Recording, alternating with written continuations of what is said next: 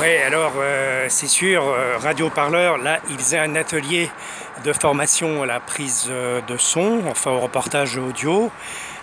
C'était au parc La Folie à Bobigny, au port du canal de l'Ourcq. Alors c'est vrai, bon, bah eux, je peux pas tellement les emmerder, quoi. J'ai pas envie de les emmerder parce que c'est vrai, bon, ils ont un peu un look comme moi, un peu les cheveux longs, et puis quand même assez sympa, assez tranquille. Voilà, c'est un peu des gens qui étaient peut-être à Notre-Dame-des-Landes ou dans des choses comme ça, ou dans les nuits debout, dans les manifestations. Et puis eux, ils sont vraiment sur le terrain. Voilà, ils proposent aux jeunes des cités de venir faire un travail radiophonique, de leur donner un micro, et puis de leur expliquer comment il faut faire des émissions de radio.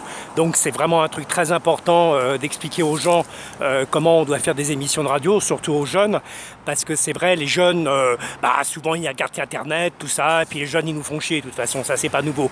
Donc c'est vrai que de proposer à une population comme ça de cité, de faire une émission de radio avec un truc différent, bon, France Inter, etc., tout le bordel. Bon, moi je pense que j'ai pas à les emmerder, j'ai pas à ramener ma fraise. D'ailleurs, je vois pas tellement pourquoi je reçois leur machin sur Facebook. Là, bon, c'est sans doute que je me suis inscrit, mais c'est vrai, moi je suis pas un jeune des cités. Pas du tout. Voilà, la radio, bon, je l'écoute de temps en temps. Je fais des papiers de temps en temps sur Facebook, du genre, comment ça s'appelle, France Info, le peuple ratapo. Bon, je mets pas d'injure, hein, je mets juste France Info, parce qu'après ça fait des histoires. Bon, France Info, le peuple ratapo. Donc, je fais des papiers comme ça un petit peu, mais c'est vrai que c'est pas en réalité sur le terrain. Voilà, ça c'est sûr. Je suis pas sur le terrain et je me demande ce que je fous là, quoi. Voilà, je me demande ce que je fous là, je me demande quelle est ma place. Et qu'est-ce qu'on fait des gens voilà, qui ne sont pas des cités. Alors, moi, à un moment, je voulais lire ça, mais je pense que c'était déplacé. Alors, je lis quand même, je le mettrai sur le truc de Radio Marchand, la Radio Parleur, en commentaire. Alors, ça s'appelle Nouvelle Palestinienne. Bon, ça vraiment, bon, moi, je fais un effort, là, parce que Nouvelle Palestinienne, bon, je pense que c'est un truc de terrain, quand même. On en parle beaucoup. Voilà, alors, je suis juif, je suis donc arabe. Le sémaphore éclaire la voie ferrée. Il est assis sur le muret de béton séparant les deux voies de la nationale. Il prend la parole.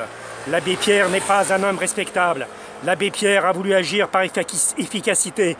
L'abbé Pierre a exigé le logement, les vacances, le travail.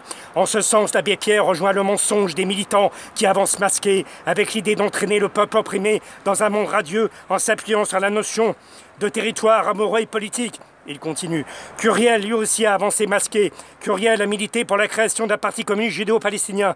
Le parti communiste français l'a marginalisé et Curiel a été assassiné par sa maîtresse et non par le groupe Honneur de la police. Assassinat que les militants ne voudront jamais admettre. Ils préfèrent avancer masqué. Il continue à prendre la parole. Il n'a jamais utilisé les femmes pour écrire ses scénarios. Il n'avance pas masqué. Et s'il n'est pas un homme respectable comme l'abbé Pierre, il assume le fait de ne pas être un homme respectable. Je ne suis pas un homme respectable. Je le reconnais.